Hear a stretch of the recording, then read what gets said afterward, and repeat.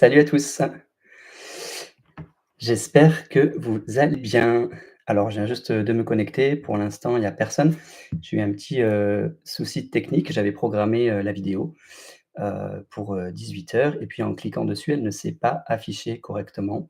Le live ne s'est pas déclenché, donc j'ai dû recréer, une vidéo. Bref, c'est ma deuxième vidéo, en live sur YouTube, donc je tâtonne encore un petit peu, mais on y est. La lumière est meilleure que la dernière fois et puis j'espère que le son est bon aussi de votre côté. Donc il y a pour l'instant personne, en live, donc je ne peux pas avoir, un retour quelconque sur, la qualité du son. On va peut-être, patienter, 1 minute ou 2. Si vous arrivez, que vous regardez plutôt cette vidéo en replay, vous pourrez, avancer un petit peu. J'essaierai de chapitrer, cette vidéo pour que ça soit, plus, plus clair pour vous au moment où ça démarre. En tout cas, si vous n'avez pas vu, la première vidéo qui était en live, sur ce salon de lecture, des enseignements, d'un cours en miracle, vous pouvez aller la voir. Je vous mettrai le lien en description avant de regarder celle-ci puisque c'est la suite et dans la première, nous avons, vu les 50 principes du cours, heu, voilà les 50 principes du cours en miracle dans le chapitre 1 et aujourd'hui, on va continuer avec un petit moment de lecture, toujours dans le chapitre 1 et puis, qui sera ponctué, au milieu ou à la fin, de commentaires peut-être de ma part si, il y a des termes ou, des, des notions peut-être qui peuvent être, mieux expliquées. Donc, voilà, je ferai ça et puis on finira, ce moment ensemble avec une méditation en silence, pour vraiment intégrer, les enseignements et le message, du jour qui aura été, partagé. Je vois qu'il y a Anne qui nous a rejoint. Salut à toi Anne, bienvenue. Tu es la première, pour l'instant la seule. J'ai fait une petite introduction et je disais que j'avais eu un petit souci technique également, pour, me connecter au live que j'avais pourtant bien préparé avant. Mais, voilà, ce sont les aléas du direct, comme diraient certains. Et puis voilà, donc je te le redis, ça va être le même déroulé que la dernière fois, à savoir, un moment de lecture qui sera peut-être plus court d'ailleurs que la dernière fois, puisqu'on a abordé, les 50, principes du cours, sur cette première vidéo et ça pouvait être un petit peu long, parfois un petit peu monotone ou rébarbatif, mais, c'était important de les aborder pour vraiment, s'immerger, dans les profondeurs et dans ces principes-là du cours en miracle.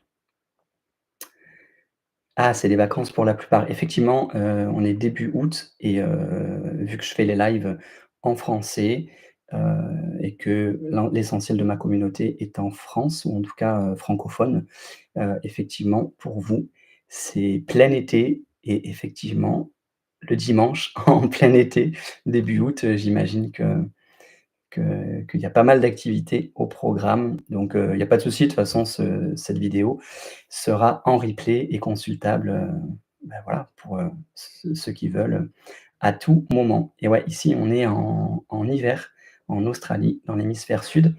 Donc, mais il fait, assez beau et plutôt chaud en journée. Il fait entre, ouais, à peu près 20 degrés la journée et parfois un peu moins le matin, vers 10. Mais c'est chouette. C'est vraiment un climat, moi, qui me convient bien. Voilà, eh bien écoute, on va commencer à la lecture et aujourd'hui, toujours dans le chapitre 1, suite aux 50 principes du cours, nous allons aborder la deuxième section qui parle de révélation, de temps et de miracle. Donc Anne, je te le redis, vu que tu es la seule ici, pour l'instant en tout cas, n'hésite pas si tu as des questions, à les poser, dans le chat ou si tu as besoin d'éclairage sur certaines choses.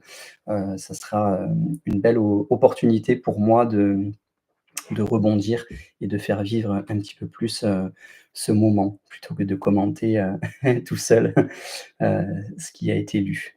Voilà, n'hésite pas si tu le souhaites. Je me mets juste sur, l'écran, sur lequel, j'ai le texte et donc je verrai, tes commentaires, un petit peu après. Alors, commençons. Révélation, temps et miracle. La révélation induit une suspension complète, mais temporaire du doute et de la peur. Elle reflète la forme originelle de communication entre Dieu et ses créations, qui implique le sentiment de création extrêmement personnel, parfois recherché dans les relations physiques. L'intimité physique ne peut l'atteindre.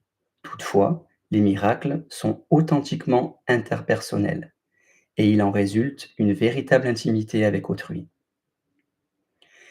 La révélation t'unit directement à Dieu. Les miracles t'unissent directement à ton frère. Ni l'un ni l'autre n'émanent de la conscience, mais c'est là que l'expérience des deux est faite. La conscience est l'état qui induit l'action, bien qu'elle ne l'inspire pas. Tu es libre de croire ce que tu choisis de croire, et ce que tu fais témoigne de ce que tu crois. La révélation est intensément personnelle et ne saurait être traduite de façon signifiante. C'est pourquoi toute tentative pour la décrire en mots est impossible. La révélation n'induit que l'expérience. Les miracles, par contre, induisent l'action. Ils sont plus utiles maintenant à cause de leur nature interpersonnelle.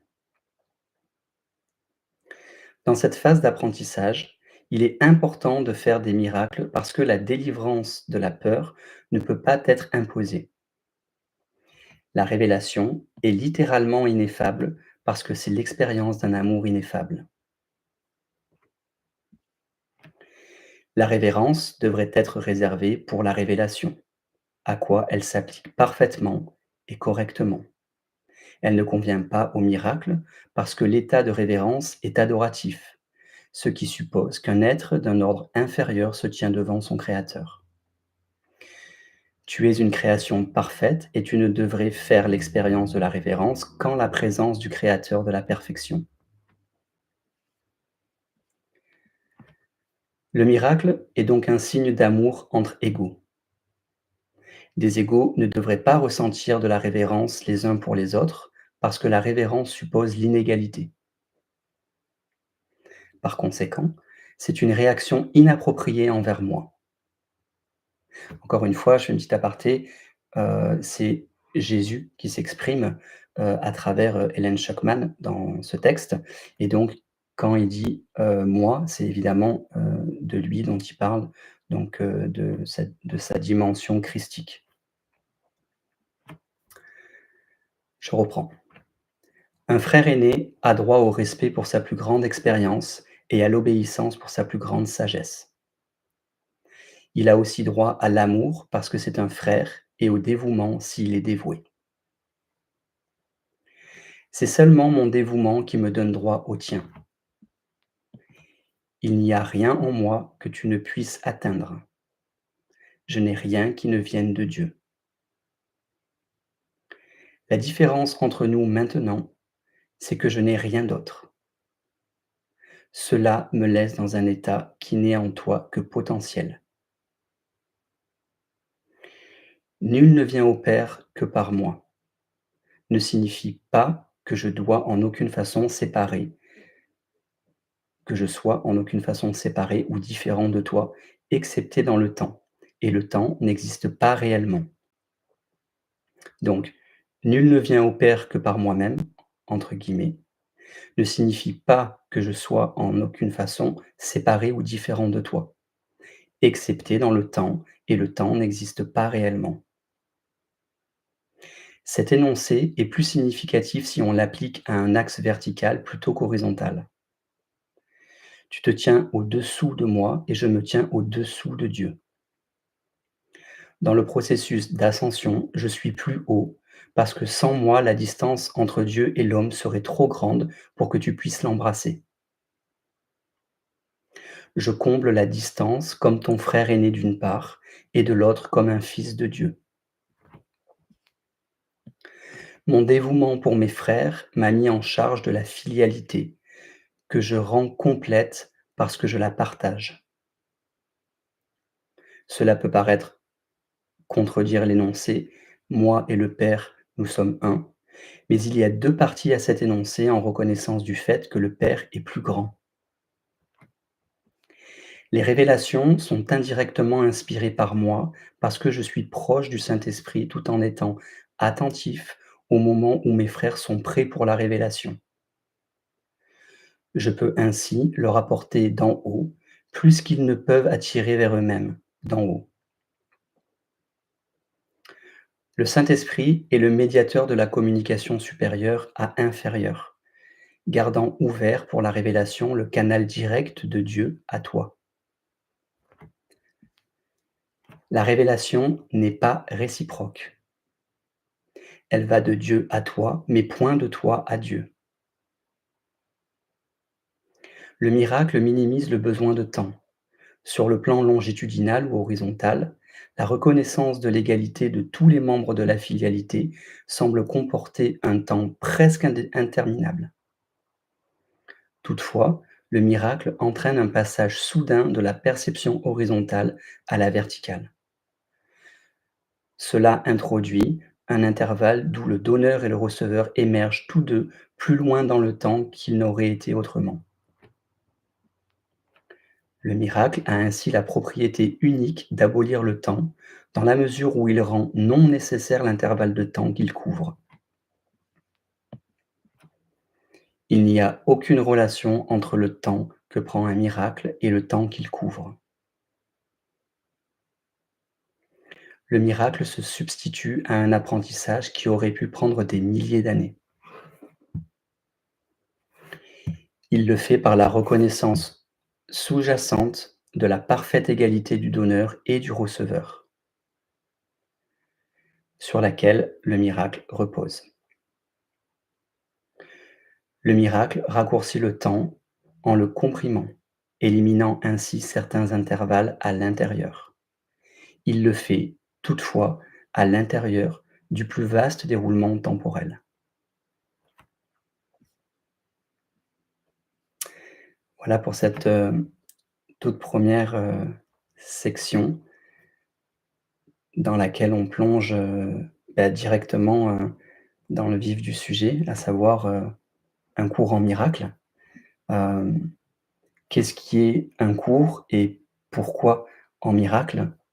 Tout simplement parce que, en tout cas de ce que j'en entends et de ce que j'en comprends, n'hésitez pas, si vous avez des questions, à les poser dans les commentaires et je pourrai y répondre soit dans une vidéo à part, soit dans une vidéo, soit la prochaine fois, par exemple, si c'est pertinent avec la prochaine lecture. Et on est vraiment directement au cœur du sujet avec la configuration de Dieu étant l'unité parfaite, dans laquelle est compris des niveaux de conscientisation différents et le Saint-Esprit se plaçant dans un intervalle, entre la révélation de Dieu et la source, informe, on va dire, et l'expérience terrestre, que l'on vit. Et quand il est dit que la révélation ne se fait que dans un sens, à savoir de Dieu à nous et non l'inverse, cela est assez clair, mais ça évoque qu'il n'y a pas besoin de révélation dans le plan le plus subtil, dans la source elle-même. Et que le miracle est l'instrument existant, dépassant toute temporalité, qui permet dans la verticalité de reconnecter du plan terrestre, de notre expérience, physique, on va dire, et de la nature de notre esprit, qui peut être, corrigée, on va dire, pour garder les termes du cours, à la source. Le miracle est cette verticalité, cette, nature, terminée de l'expiation. Et seuls peuvent être, dans la révélation ceux qui sont prêts finalement à accueillir la révélation. Donc Jésus, sa dimension christique et l'intervalle, nous permettant de mieux comprendre déjà la filialité, à savoir qu'il est, une dimension du Père, comme chacun de nous, mais il fait aussi, le lien de la filialité en se comportant comme un frère, avec nous. Donc voilà, pour, ce chapitre. Je regarde, dans le chat. Alors Anne, est-ce que tu pourrais développer l'espace-temps vertical et horizontal? Alors il me semble du coup l'avoir un tout petit peu abordé là, avant que je vois, ta question.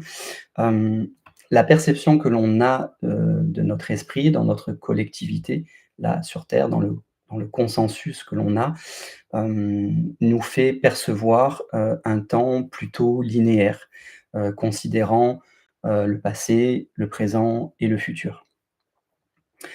Or, ce sont des perceptions de l'esprit, comme, tout ce qu'on vit, en fait. Puisque je le rappelle, le principe fondamental du cours est que, rien de réel ne peut être menacé, et rien d'irréel n'existe. En cela réside la paix de Dieu. Et que, il n'y a qu'amour. Tout le reste, c'est une illusion, ce n'est pas réel.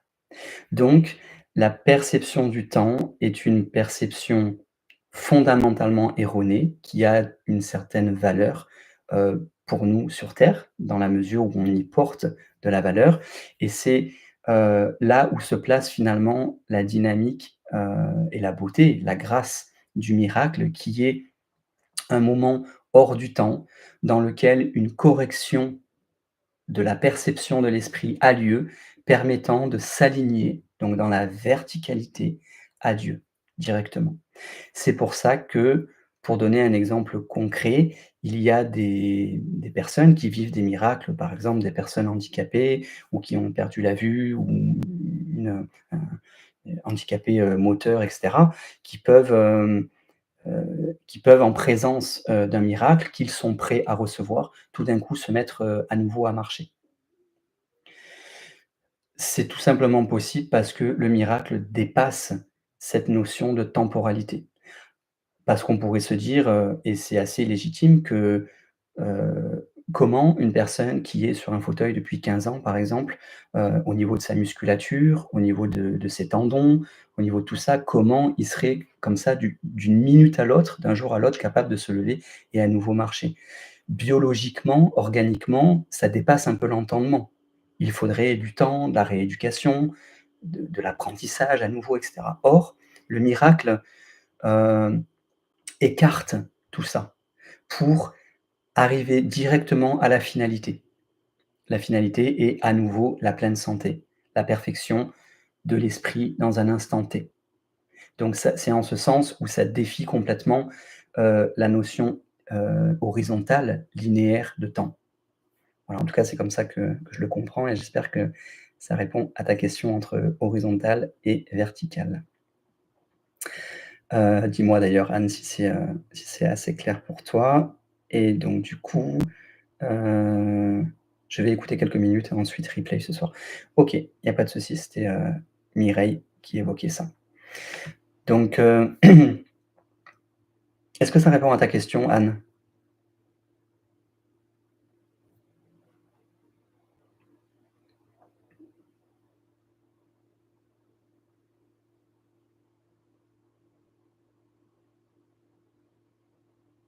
OK, bon, super. Eh bien, on va continuer. Oui, merci effectivement, car je sais qu'ici, nous n'avons pas le même espace-temps. Exactement, voilà, tout est une perception de l'esprit, et on pourrait dire que le jeu est bien fait, mais ce n'est qu'une perception, de l'esprit qui a pas vraiment, de réalité objective, simplement parce qu'on lui accorde et qu'on pose notre conscience sur cet espace-temps, d'ailleurs sur tout ce qu'on touche, ce avec quoi on interagit, les émotions qui nous traversent, tout ça, voilà. Au regard du cours, ça n'est pas réel. Maintenant, ce n'est pas pour autant, et je me permets, cette précision-là, en tout cas de ce que je comprends du cours et ce qui m'est, à titre personnel important, il n'est aucunement question de nier, nos croyances. La croyance de toucher les choses, la croyance d'être traversé par des émotions et de réellement, entre guillemets, «réellement» les vivre intérieurement. Tant que c'est là et que ça a une importance pour soi, c'est important. Le cours ne nous dit à aucun moment de nier ça, mais simplement de progressivement envisager, qu'il peut y avoir, autre chose de bien plus grand, de bien plus vaste et que cette perception-là, ce monde dans lequel on vit, qui est un monde, globalement de souffrance, où la lumière finalement est peu présente, c'est cette correction de l'esprit en fait qu'induit, le cours en miracle. C'est pour ça que ça s'appelle un cours, en miracle, voilà et on le voit pour, ceux d'entre vous qui ont fait, je ne sais pas si c'est ton cas Anne, mais, les exercices, heu, le premier exercice du cours, il me semble dans le manuel pour, le cours d'exercice pour étudiants, heu, c'est, heu c'est d'observer des objets autour de nous, de la réalité et de se dire, «Cette chaise, n'existe pas, cette fenêtre n'existe pas, cette table n'existe pas». C'est pas «n'existe pas», je crois que précisément c'est ce ne signifie rien. C'est-à-dire que la seule importance pour nous, c'est la signification qu'on donne aux objets, qu'on donne aux gens, qu'on donne à nos émotions, qu'on donne à notre perception, mais qui n'est que ce que nous, percevons à travers notre champ électromagnétique dans cette configuration plus ou moins réelle, quoi. Enfin, du coup, pas réelle, mais que l'on croit être réelle. Donc le premier exercice du cours, c'est un peu contre-intuitif parce qu'on regarde les objets, en se disant: «Cela ne signifie rien pour moi. Cette chaise ne signifie rien. Cette expérience ne signifie rien». Puisqu'en fait, ça télescope le fait que tout ce qu'on vit est un rêve. Donc toutes les choses dans ce rêve ne font uniquement partie que du rêve. Voilà, en tout cas, de ce que j'en comprends, de ce que je ressens. Hem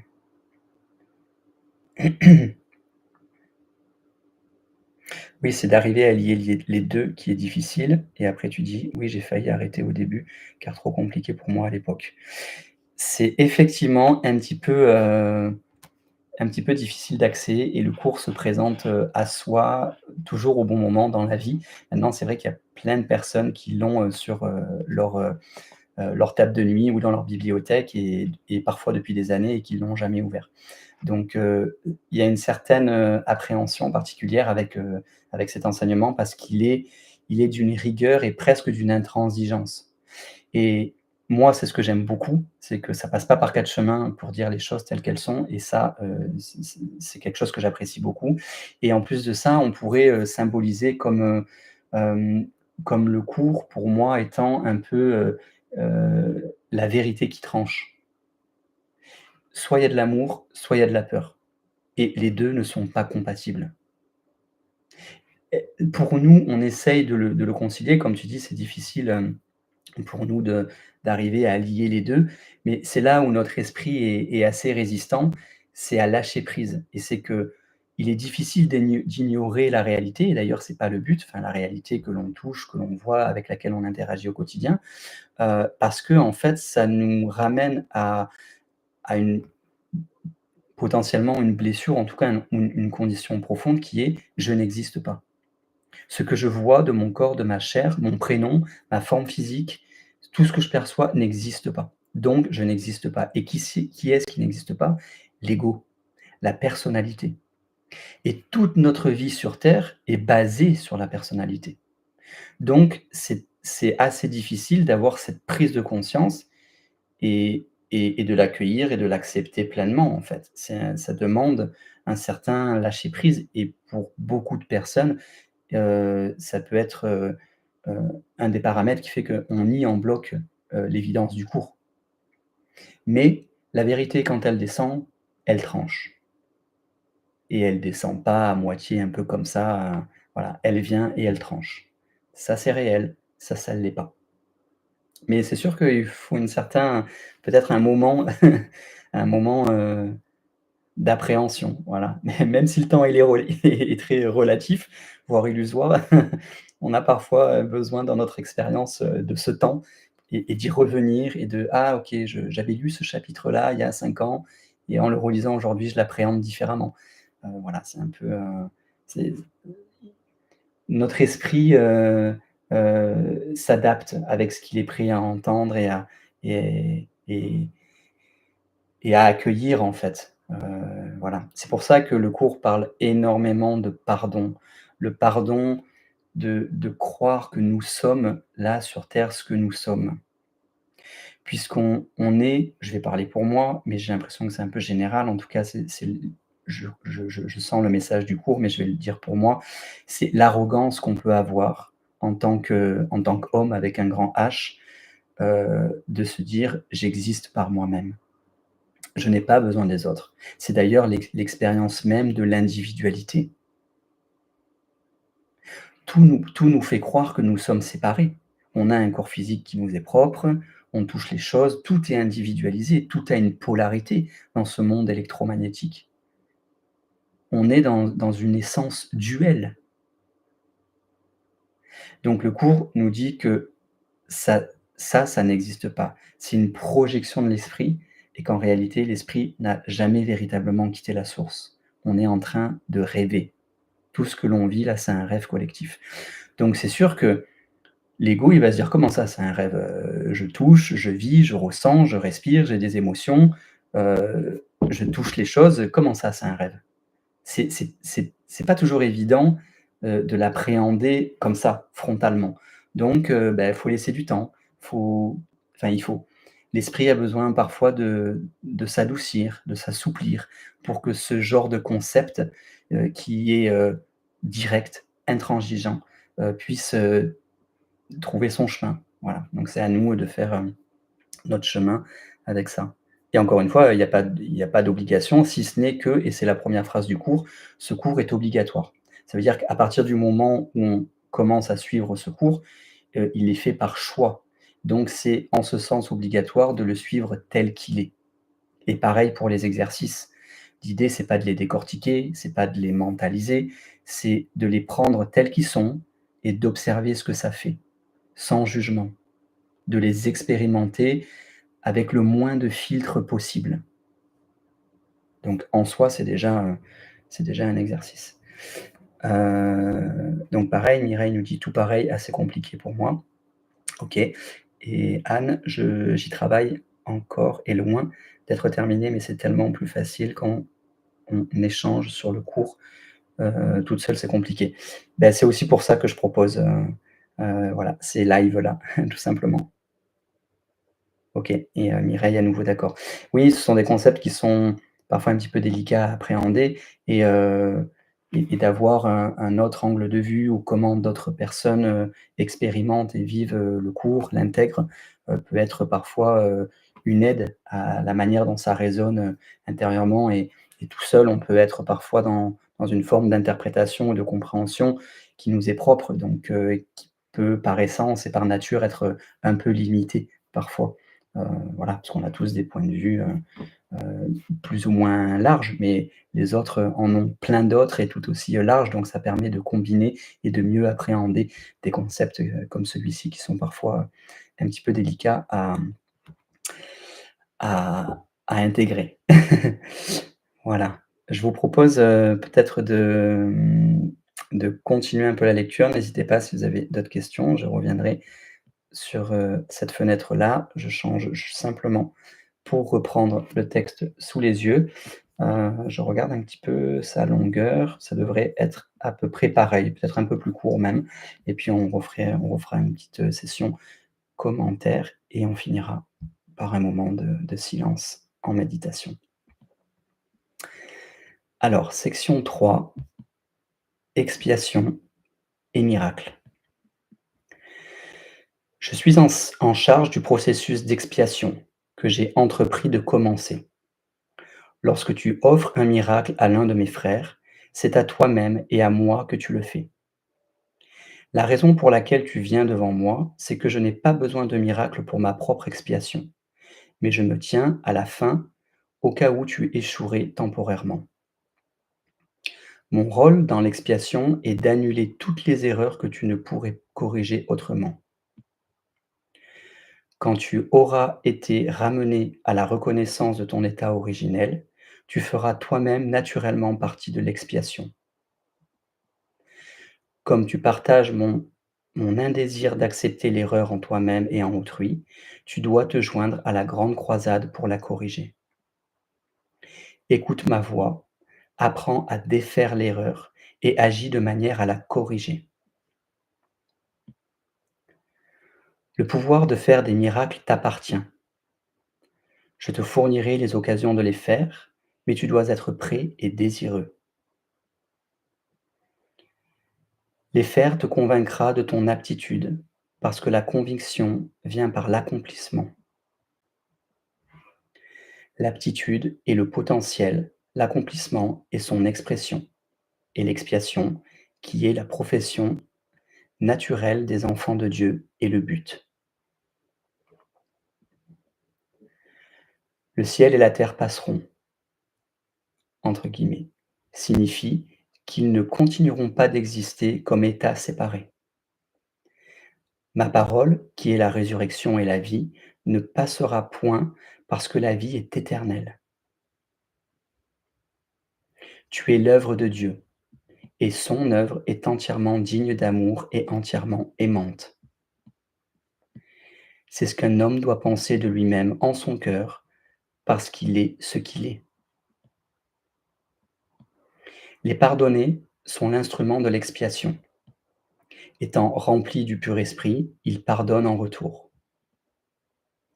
Ceux qui sont délivrés doivent se joindre pour délivrer leurs frères, car tel est le plan de l'expiation. Les miracles sont la manière dont les esprits qui servent le Saint-Esprit s'unissent à moi pour le salut ou la délivrance de toutes les créations de Dieu. Je suis le seul qui peut faire des miracles sans discrimination, parce que je suis l'expiation. Tu as un rôle dans l'expiation que je te dicterai. Demande-moi quel miracle tu devrais accomplir. Cela t'épargne un effort inutile parce que tu agiras sous communication directe. La nature impersonnelle du miracle est un ingrédient essentiel parce qu'elle me promet d'en diriger l'application. Et les miracles, guidés par moi, conduisent à l'expérience hautement personnelle de la révélation. Un guide ne contrôle pas, mais il dirige, te laissant libre de le suivre. Ne nous induis pas en tension, pardon, ne nous induis pas en tentation signifie reconnais tes erreurs et choisis de les abandonner en te laissant guider par moi. L'erreur ne peut pas réellement menacer la vérité, qui sait toujours y résister. De fait, seule l'erreur est vulnérable. Tu es libre d'établir ton royaume où bon te semble, mais le choix juste est inévitable si tu te souviens de ceci. Le pur esprit est à jamais en état de grâce. Ta réalité n'est que pur esprit, donc tu es à jamais en état de grâce.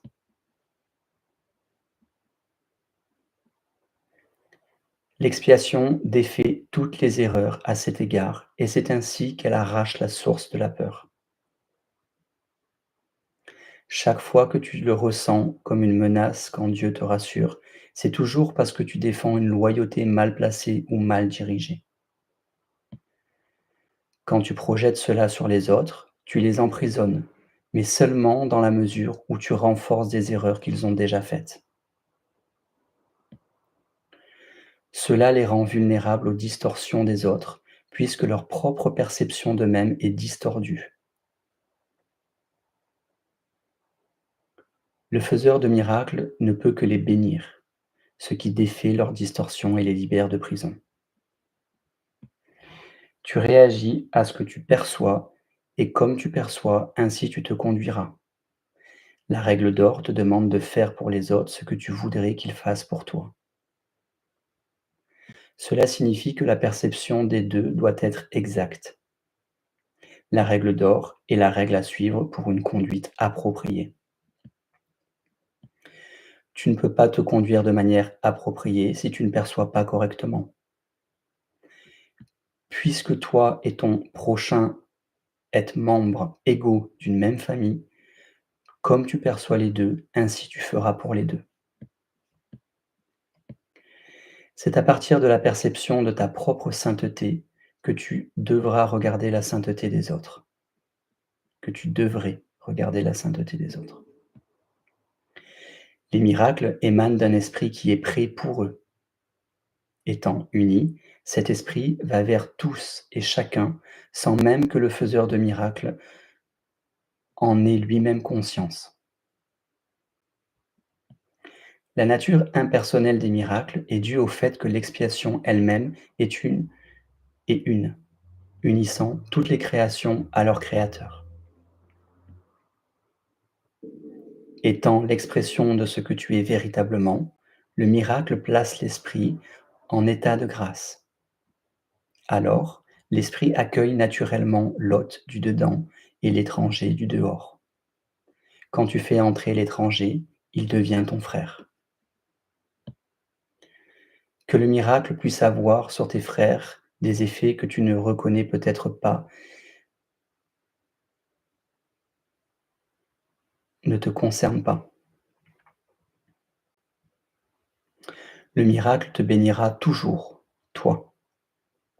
Les miracles qu'on ne te demande pas d'accomplir n'ont pas perdu leur valeur. Ce sont toujours des expressions de ton propre état de grâce, mais c'est moi qui devrais contrôler l'aspect actif du miracle parce que j'ai pleine conscience du plan entier. La nature impersonnelle de l'esprit de miracle assure ta grâce, mais je suis seul en position de connaître où ils peuvent être offerts. Les miracles sont sélectifs seulement en ce sens qu'ils sont dirigés vers ceux qui peuvent les utiliser pour eux-mêmes, puisque cela rend inévitable qu'ils les étendent à autrui, une solide chaîne d'expiation est soudée.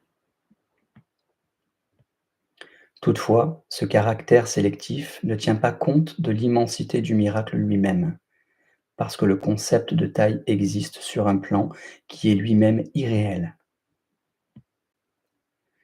Puisque le miracle vise à rétablir la conscience de la réalité, il ne serait pas utile s'il était soumis aux mêmes lois qui gouvernent l'erreur qu'il vise à corriger.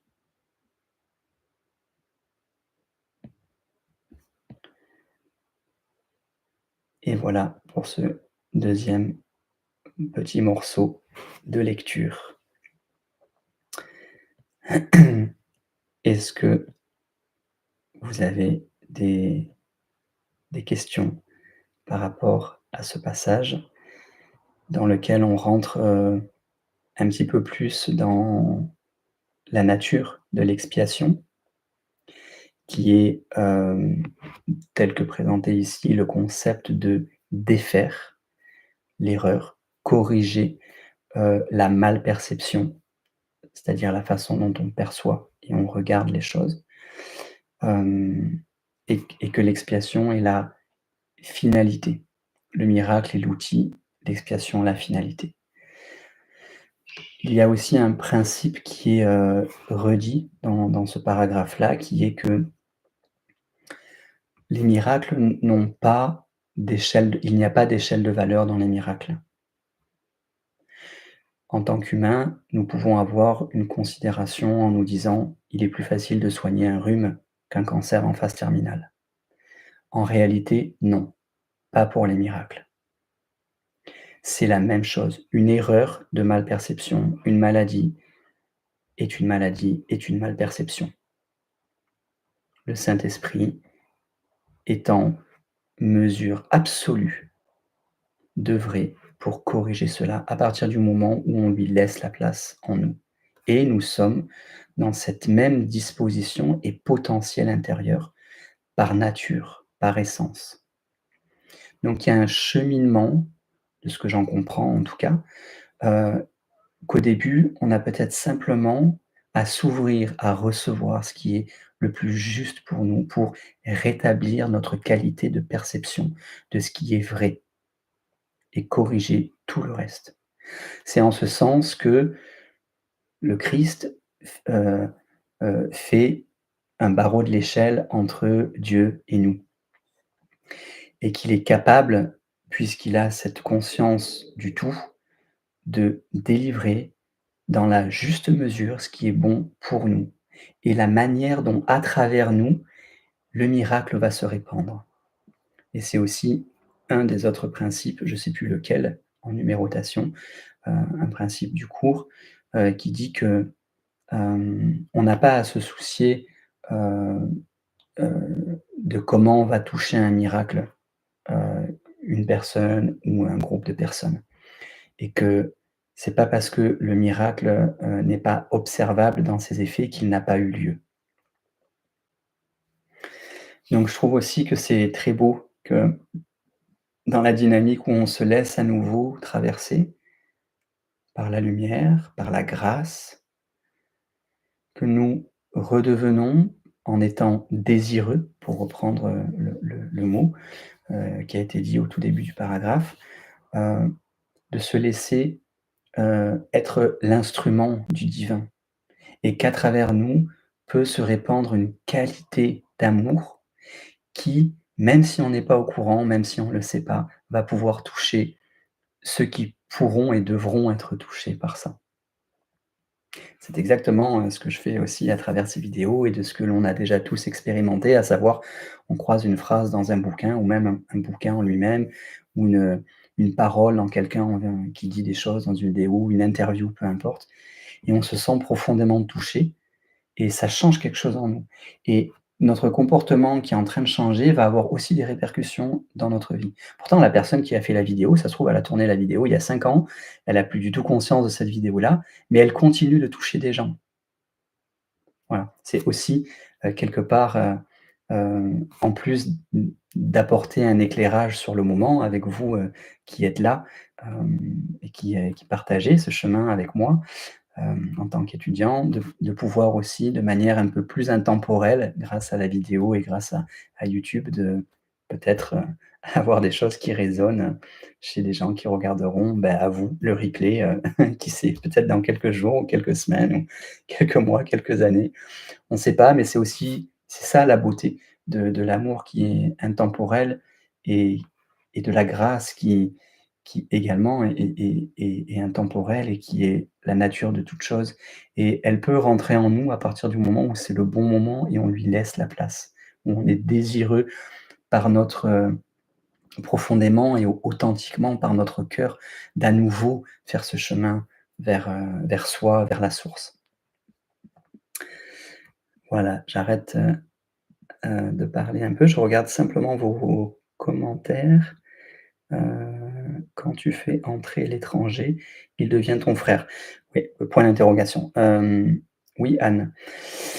Hem, peut-être tu pourrais être un peu plus précise dans ta question. Moi, elle est assez claire. Ce que j'entends par là, c'est encore une histoire, d'amour finalement. De reconnaître que de manière plus large, sous l'angle du miracle, mais de manière plus large dans nos vies, heu, être bon au quotidien, c'est aussi avoir un regard, altruiste et aimant et plus on s'aime et plus on aime l'autre et plus on se reconnaît et plus on reconnaît l'autre. C'est en ce sens où par une reconnexion intérieure à soi, dans l'ouverture du cœur, qui est quand même le centre de la coopération, qui a des vertus de partage, de rassemblement, d'amour, d'unité, eh bien, ce qu'on pouvait considérer comme étrangers au sens séparatiste de l'ego, je suis, tu es, ils sont, etc. Et on est tous des individus dans notre chemin, dans notre bulle. Au-delà de ça, et notamment dans la dimension du cœur, c'est vraiment un espace qui rassemble, qui unifie et quand on touche et qu'on est et qu'on vibre dans cet espace, tous les êtres humains, tous les animaux, toutes les plantes, la terre elle-même, absolument tout, heu enfin, dans notre perception, redevient dans cette unité et il n'y a plus notion, d'étranger, mais uniquement de frère. C'est en ce sens que Jésus se place à la fois heu proche de Dieu et à la fois proche de nous en étant notre frère et notre filial il réalise en fait la filialité. C'est ça que ça veut dire. En tout cas, c'est comme ça que je le comprends. Donc la nuance entre, heu enfin, quand tu fais entrer l'étranger, il devient ton frère, on pourrait dire résumer que c'est vraiment dans cet espace du cœur. Quand tu accueilles l'autre dans ce qu'il est, sans jugement, heu et que tu reconnais en toi que tu es également cette personne-là. Il n'est plus vécu, il n'est plus regardé comme un étranger, mais comme un être de conscience dans une certaine identification au même titre que toi et qui vit une expérience au même titre que toi. Et en ce sens, il ne peut être que ton frère. J'espère que ça répond à ta question, Anne. Mireille qui dit: «Super, merci beaucoup pour cette lecture riche et beaucoup de choses. Je réécouterai entièrement le replay pour finir». OK. Méditation, ouais. Bah, écoute, bonne journée à toi aussi. Merci beaucoup d'avoir été là. Oui, je vois du coup, ça se rapproche de tes séances. Absolument, absolument. Les séances énergétiques que je propose, tout à fait. L'idée, je vais faire le parallèle.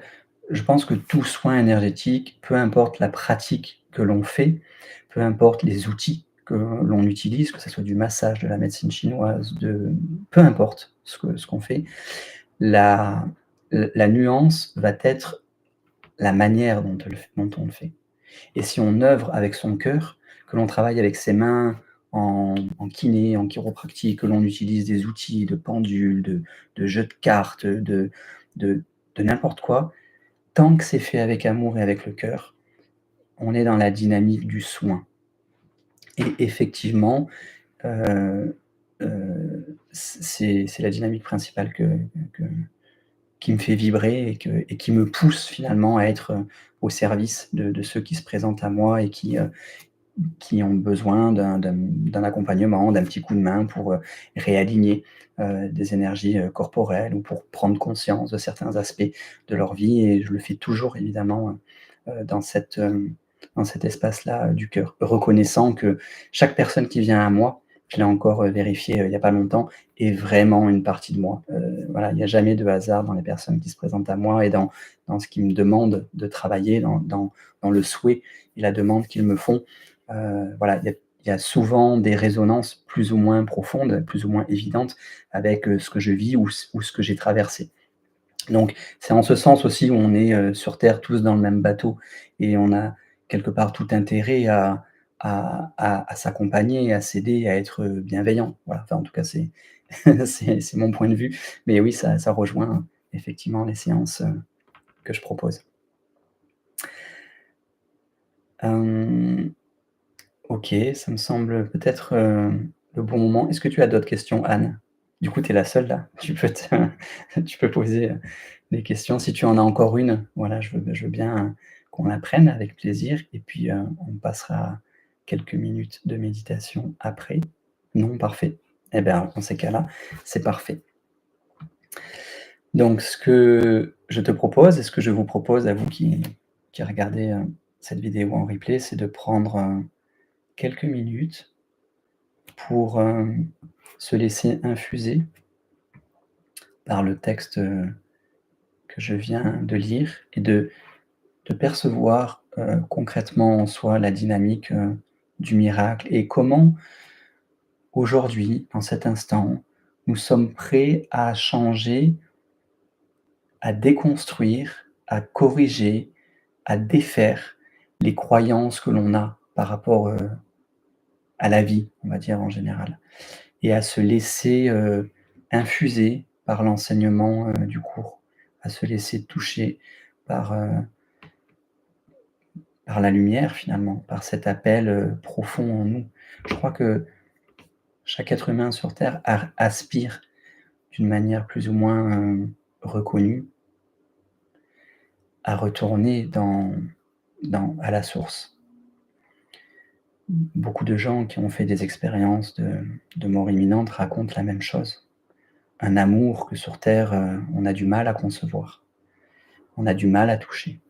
Un état de paix qui est, incommensurable et cet état de lumière est envisageable sur terre.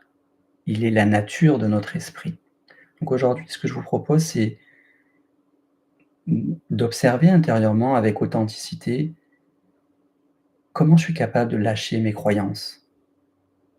Comment je suis capable de me laisser traverser par un concept aussi pointu et rigoureux que le courant miracle, même s'il y a des mots compliqués, même s'il y a des tournures de phrases qui ne sont pas comprises, mais laisser l'essence, la vibration de cet enseignement nous traverser et vraiment venir toucher le cœur, puisqu'au plus profond de nous, ça a forcément une résonance.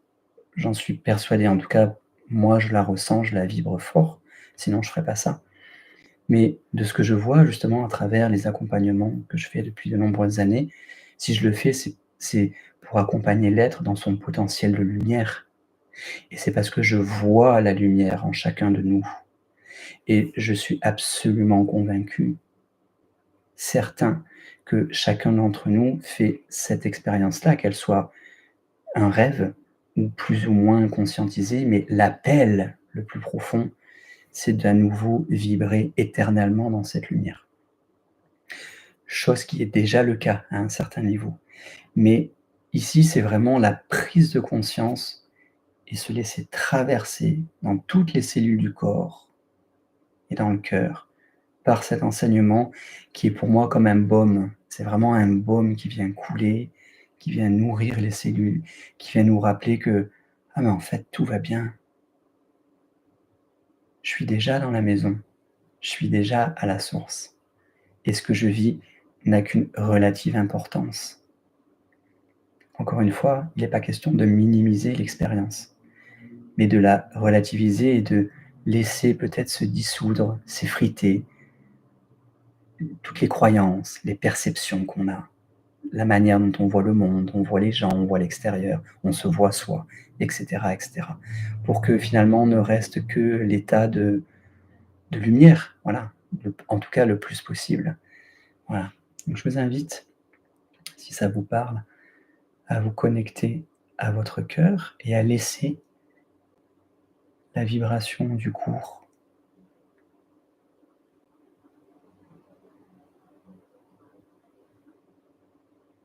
descendre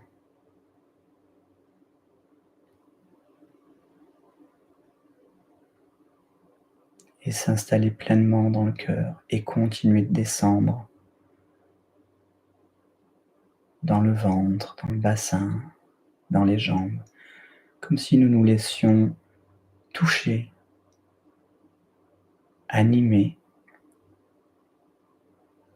par une pure lumière d'amour qui vient nous, comme un doux rappel intérieur.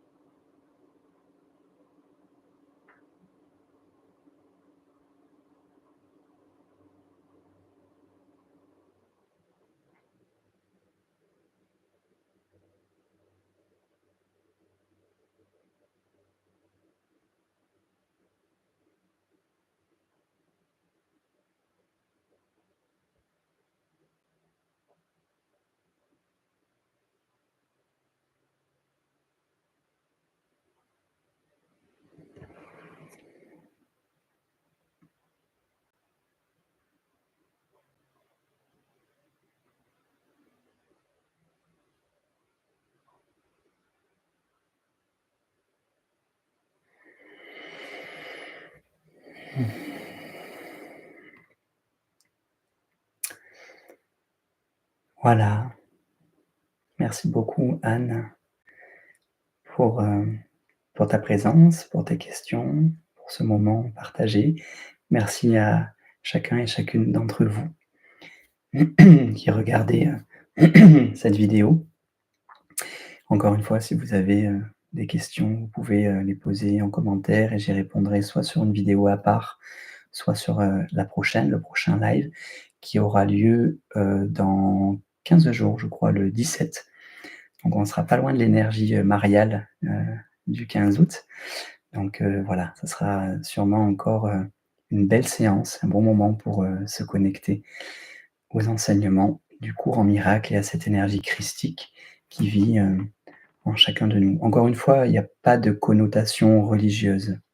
C'est vraiment une énergie d'amour, que l'on peut chacun reconnaître par essence. Voilà, il n'y a pas de pour moi de connotation, religieuse ou dogmatique ou quoi que ce soit. C'est vraiment juste de l'amour, quoi, l'amour christique. Voilà, merci à toi aussi Anne, je t'embrasse et je vous embrasse tous également et je vous dis à très bientôt.